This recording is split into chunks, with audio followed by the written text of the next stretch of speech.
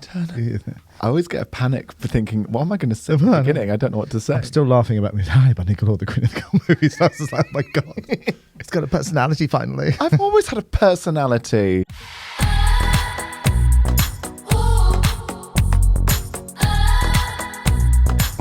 Hey ho, bags.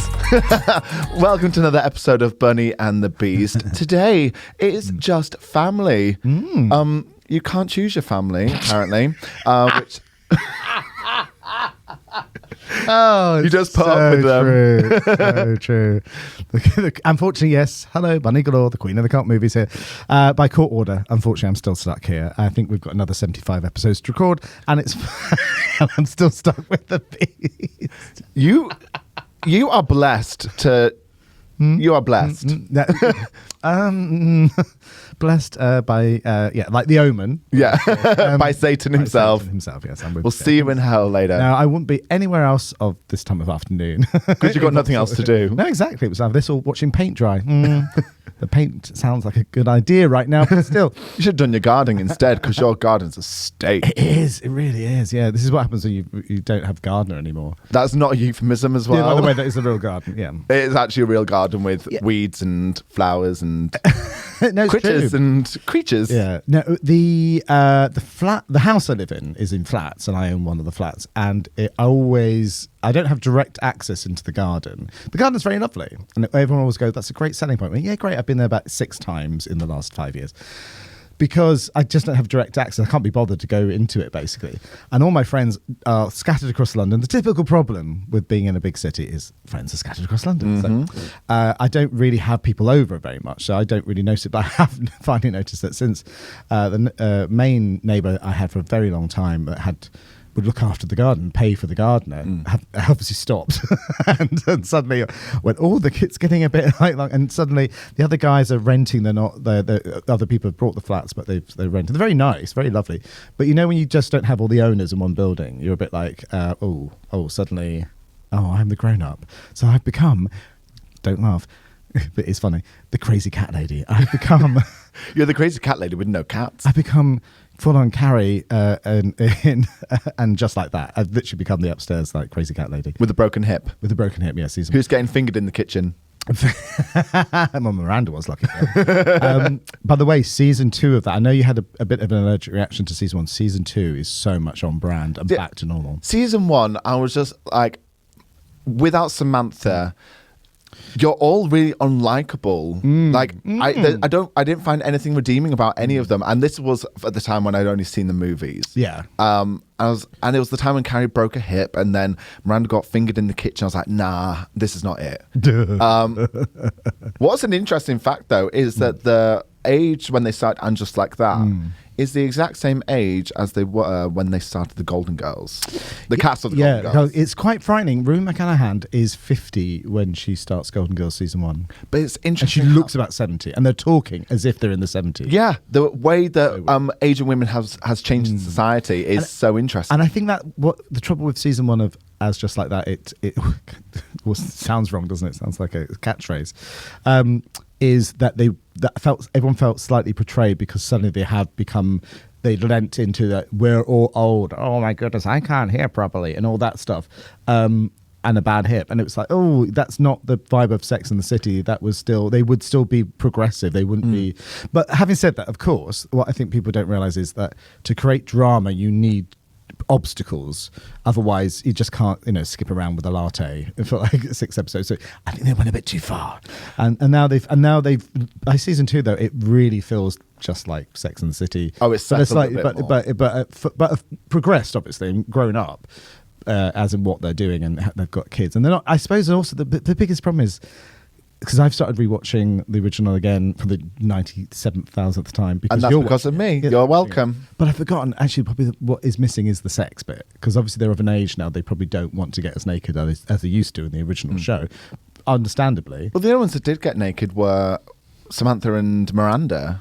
From what I like so far, I'm up to series 3, and the only tits I've seen are Miranda's and Samantha's. Yes, Miranda's when she flashes the neighbour. Yeah. Yes, I've just watched that one. That's one of my favourite episodes. Just the one tit. And then Samantha has just had sex with the really hot fireman. that's what I did this morning, because funny enough, Roddy... You had sex with a hot fireman this morning. No, I was just saying, Roddy had just posted about hot firemen in New York, this video, like some meme, and I went, why is it that American firemen look like that and English firemen look... And I sent him a photograph of me in a fireman's outfit from Nottingham Fire Station. If you ever play Nottingham, do a season in Nottingham, you will have to go to the Nottingham Fire Station. It's like a cast outing thing. Oh. You play with the fire. They do a whole day of it, Dr. Ranger's in Nottingham this year. Yes. So Well, wait for it. when you listen to this, put him in a fireman outfit. Yeah, exactly.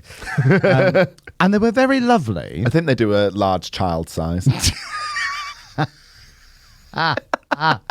Oh, see, this is what Orange. You've got to come on the show. You've got to Defend yourself. Defend your honour. He says he'll only come on with Mother.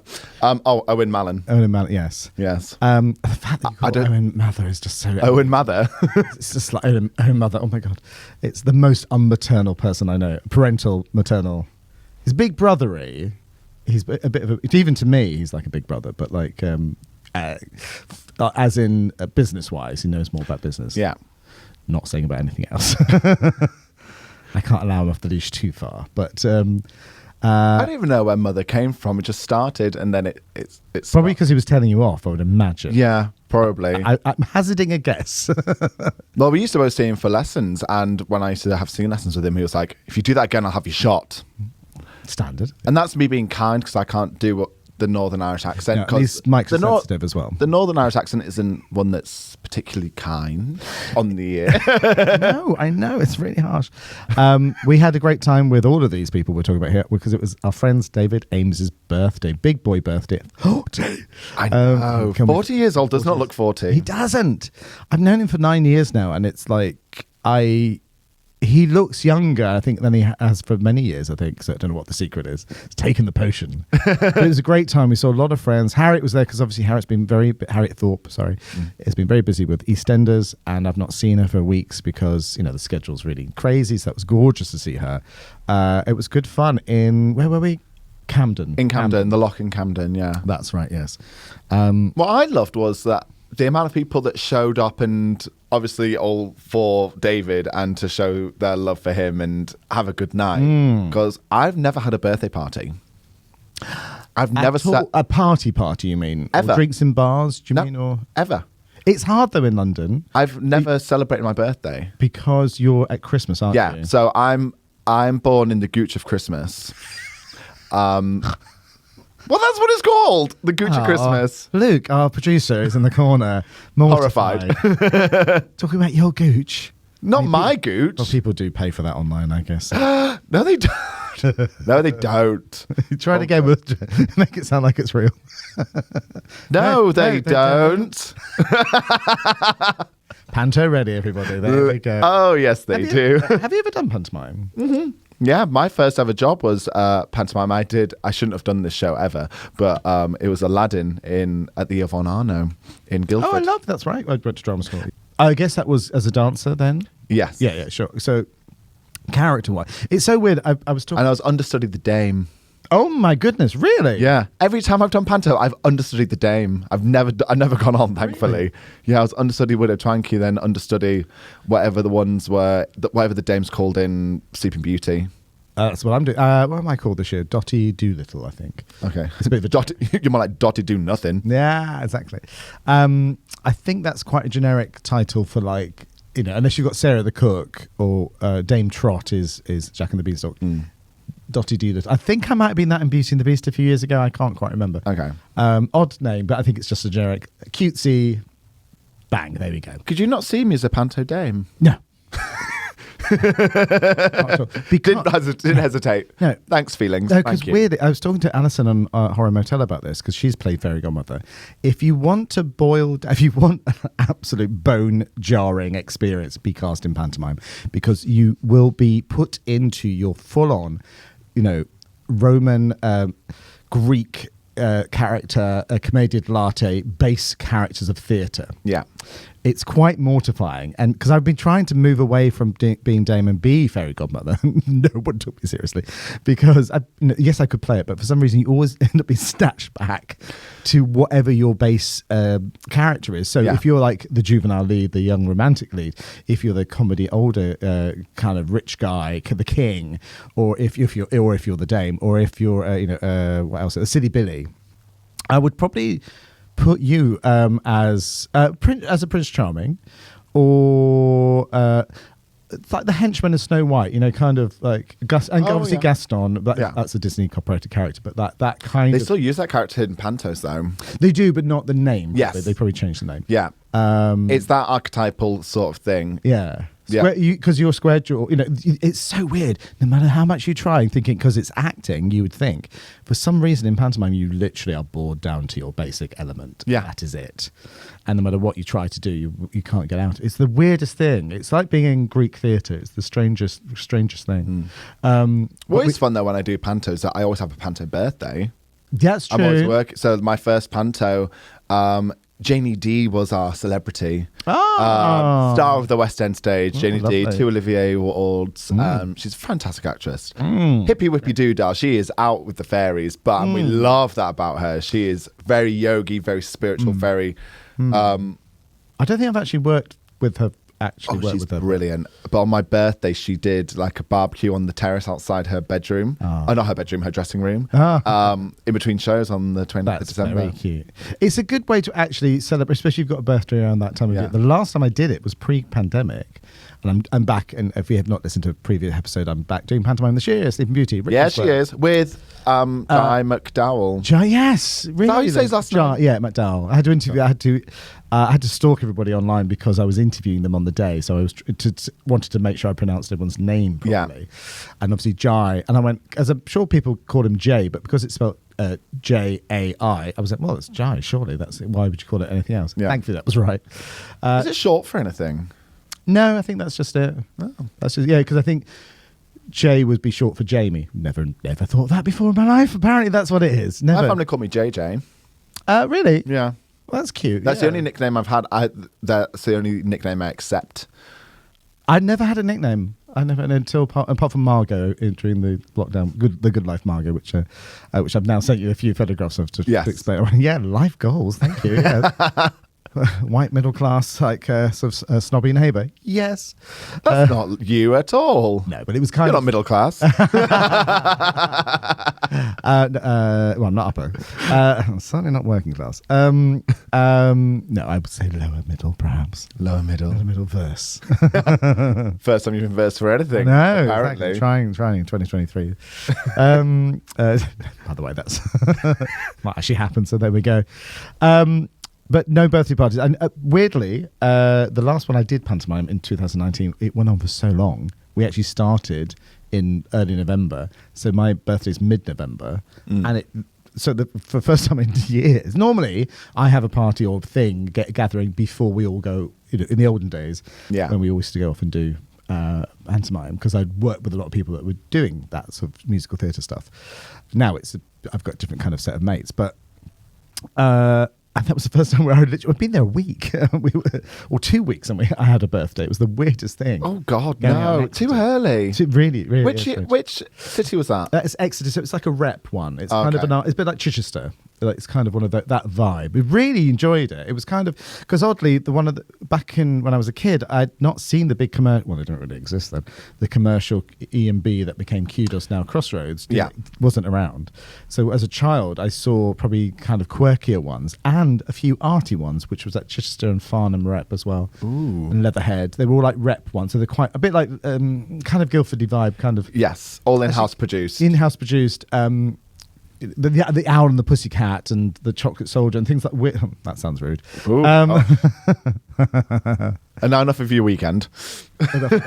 Must phone him.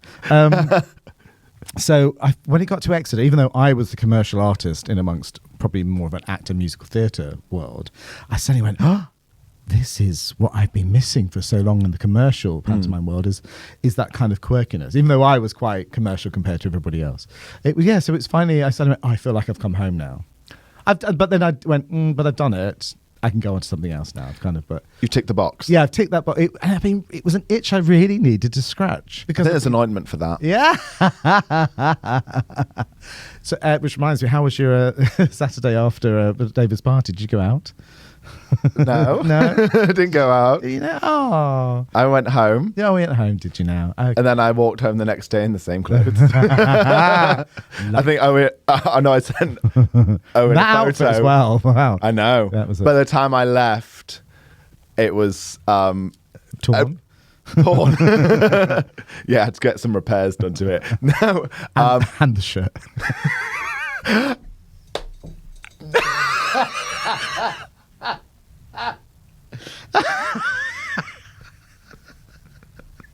That's the funniest thing you've ever said. I can't say it on here. Oh my god! If only you had some medical assistant. What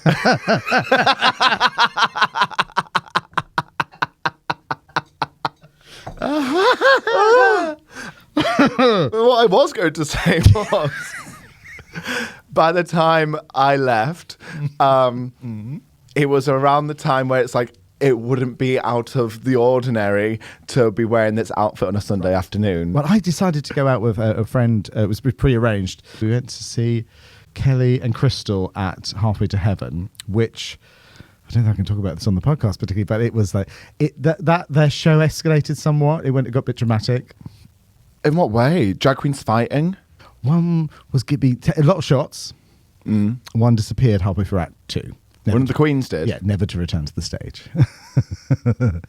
Anyway, so we were having a lovely time at the She was in the Halfway bathroom, wasn't she? Yeah, basically, yeah. I do wonder if she got spiked.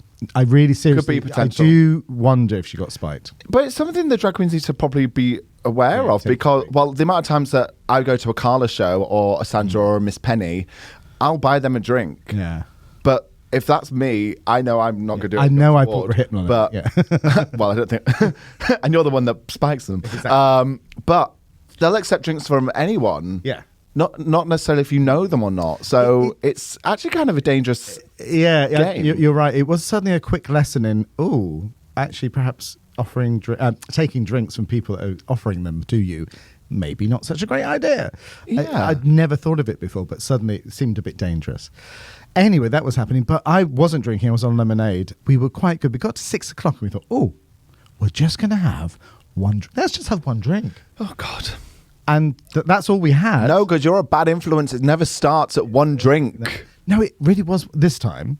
Nice in your grand old age that you finally learn, what's the word I'm thinking of? Careful. Boundaries. Oh, darling, she does not know boundaries. But boundaries, not for other people. We're still at large. But for yourself You're in going, danger. but for yourself to go, I'm going to go take myself home. Oh, yeah, And then no, you pass out for 48 hours. And that's why I get texts from Mother Malin going, has Martin died? I think you fell asleep at 9 o'clock or Yeah. something, which is very good time for your age. But Well, I'm such an insomniac. I don't sleep before like at least 3 or 4 in the morning every God, night. every night. No. That's why I'm in theatre. That's why I'm in cabaret and theatre. It's kind of like if I could, That's all you can say. That's why I'm in therapy. who would be brave enough to take this on? To be fair, someone could retire off you.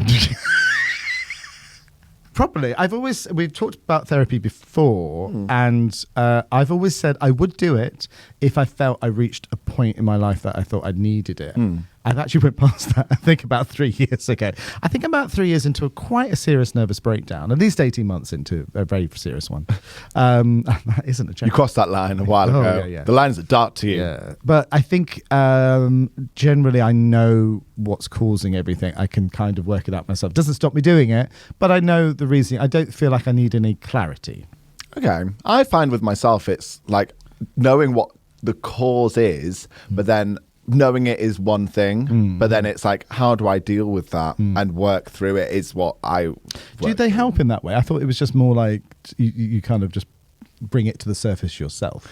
To an extent, he doesn't like set like objectives, but he's like, we've worked, you found this, try and explore that in your own time. It's similar to like personal training, that the changes only happen of the work that you do outside. Like you do a bit and you do a lot by just going to the session and doing as much as you can in that hour, but it's how what do you do for yourself outside of that time? Because if you see your therapist, I only see mine once a week. Oh, well, that was my next question. I know you started back when we started this podcast. Feels like 7 years ago, but it was probably only about 4 months ago. Yeah. You were just about to start again. Yeah, I just started. Do you feel like there's been a big difference? Do you feel better from this time round? Yeah, I feel like there's a lot more certainty in what my wants and what my needs are, and what my boundaries are, and understanding that and how to really funny, I lost the word. Communicate that. That's not your fault. I heard some music outside. That was it. Just easily distracted by shiny things. Squirrel.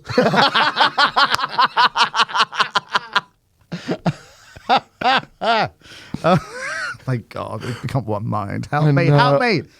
God. Send help. Help. Oh, Medical assistant. Yeah. But before, in previous life and previous relationships, one thing I learned was the common denominator in all your failed relationships is you. So that makes you really think about other things and go, puts on the outside perspective rather than going, they did this, they did that. And it goes, hang on. The only common thing is this. In the past, I'd always be very scared or worried to go to my partner at the time and go, you said this and that upset me. Or you did that and that made me feel like this. Right. And I'd just go, it's fine, and just put a lid on it and just let it fester, Uncle Fester for a while. Whereas now I'm just like, you know what, nip it in the bud now and just go, actually, that did this.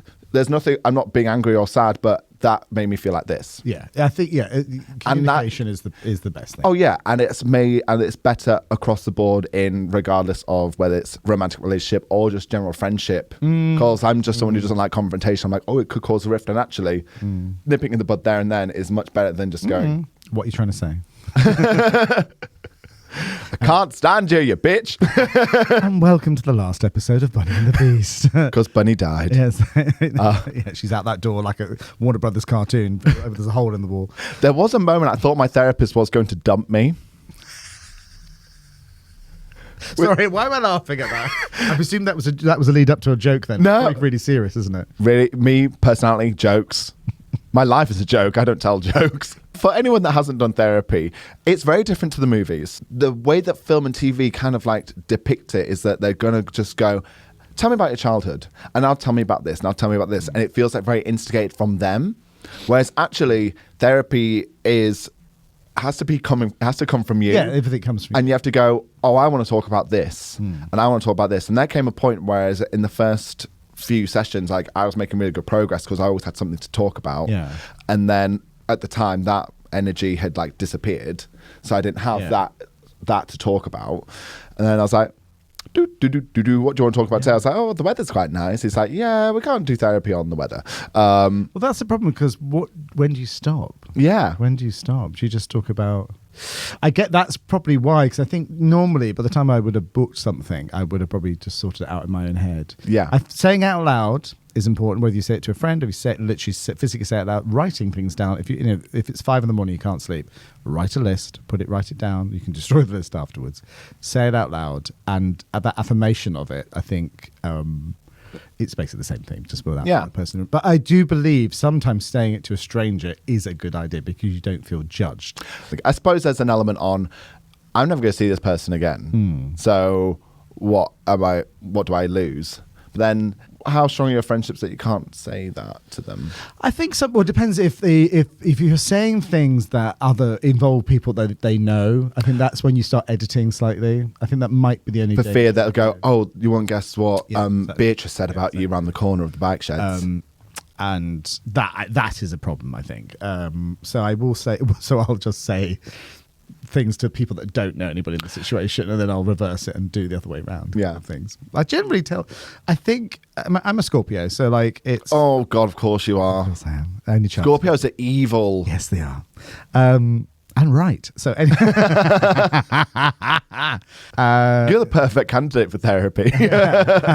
or being a therapist, depending what you're That too. I give very good advice, and I keep on saying to people always say that to me, yeah, but you do realise that's because I've made all the mistakes 70,000 times. And also, relationship-wise, I give incredible relationship advice. Can I do it myself? No. But partly because I think also I've reached the point where I'm like, yeah, I kind of see it for what it is now. I'm not prepared to slam my hand on a door yet again. So it's like, after a while, you just learn. That's very Miranda of you. Oh my God, this time watching Sex and the City, I literally feel like I've become Miranda. I didn't realize how jaded Miranda was. She's real jaded. Real New York jaded. Yeah. But yeah, she's very, very New York, very 90s New York. Which You're quite similar that you're not New York, but you're in your 90s. That feels like it. So yeah, therapy, there we go. No, I think it's a brilliant idea. Totally. I think everyone should do it at least once in their life. I think it's just really handy to have. And it's good just to learn some tools or just to talk to somebody who is completely impartial. But it's also kind of weird me talking about, because I have obviously trust issues, because who doesn't? But the fact that I even said the sentence going, I thought my therapist was going to dump me, speaks volumes, because the reality is, James, you're paying this person a lot of money an hour for them to listen to your problems. They aren't going to dump you, because then where else are you going to find that money? They care more about the money than what you'll get than your issues. Money makes the world go round, the world go round. Exactly, don't sing. Please don't sing. Actually, I've never heard you sing properly. I'd love to hear you properly sing on stage. I know that you did it in game night, but that was a silly. I wasn't properly. That wasn't properly singing. And actually, I'm at the point where I don't know what the state. Don't know what the state of my life is, but the state of my voice in. Yeah, and I thought that was really interesting because you said since you've been training so hard in the last few years, well, quite a few years, I would have thought that it's kind of affected your voice. I guess because of the muscle development around the neck. To an extent. So I love singing. I love it. And I always went to musical theatre. Yeah. And then before the pandemic, everything was going really well. It was like everything I was auditioning for was like recall, pencil. I was like, oh my God, it's finally going to happen. Then the pandemic hit. Yeah. And then I started jumping around my living room for free, jumping and shouting at people, telling bitches to burpee. My main form of income has been shouting at people. So I'm a great belter, but my vocal range is like. Do you think that? My vocal range is completely shortened, so I don't know what state it's in. So I keep thinking of the voice that I had pre-pandemic, and I suppose there's an element of fear and an element of being really scared to explore what that is again. Do you think? I mean, I go through stages. I remember not at drama school being told you're not a singer because you're a dancer. See me dance? I really am not that talented. No, I'm really not. I'm clever. And I'm charismatic, and I'm persistent, I think. But yeah, I'm not talented. Not compared to a lot of my friends. We had Mary Mack on the show last week. She's incredibly talented. You know, I don't know how. You're talented. Sorry, that was very delayed. But you are talented. He never knows his lines. Sorry, she ripped me to say that. It just pressed this electric button. His collar's now activated. That's Saturday night. You can't see the collar. It's in the shorts. Yeah. So I'm unsure what state that would be in, and then it also feels like the uphill battle of trying to regain a voice. It's a huge financial strain as well, just to really develop that. So that's where I think I'm just very tentative, and also because there was a point a few months ago where my voice was completely gone. You lost it. Yeah, you had lost it completely. Weird cold thing. Yeah, I sounded like The Grudge. But it's because you were doing the show. It came out in your voice. It came out in my voice, and I didn't stop working either. Yeah. So I was just using my voice to full craziness. So there's a lesson for you, kids. Yeah. If you are ill, you are allowed to rest and not feel guilty about that. Didn't have any understudies in that show, I guess. No. So what do you do? Hand puppets? I don't know what would happen. But well, hand puppet probably has more emotion than I do. Not saying anything about being more wooden. Not saying it. Not saying it. Just imagine Adam would be here and be like, yeah.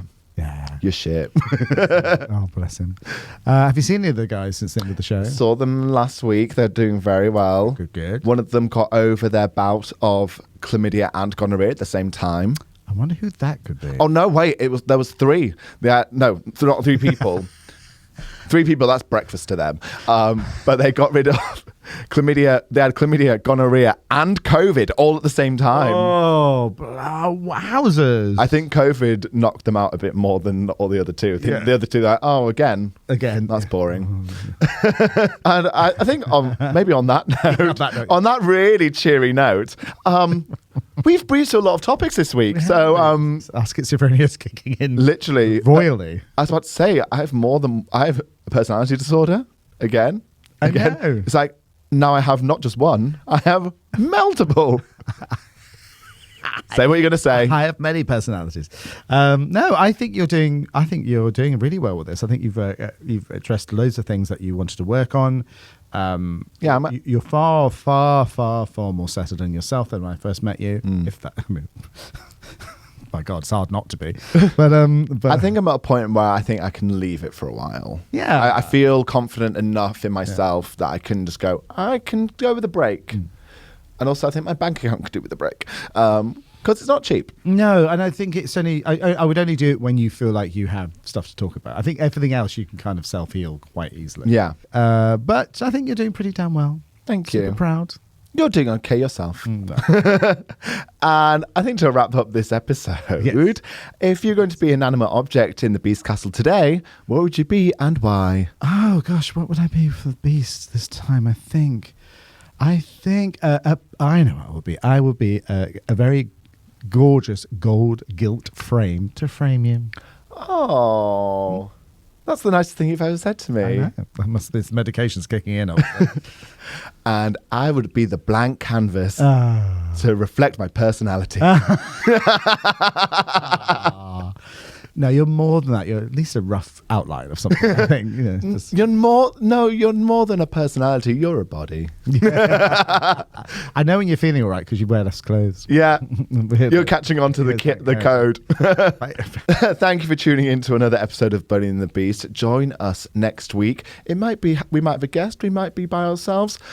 We might be solo. Who knows? We might have broken up by then. Oh, chance to be a fine thing. See you next week.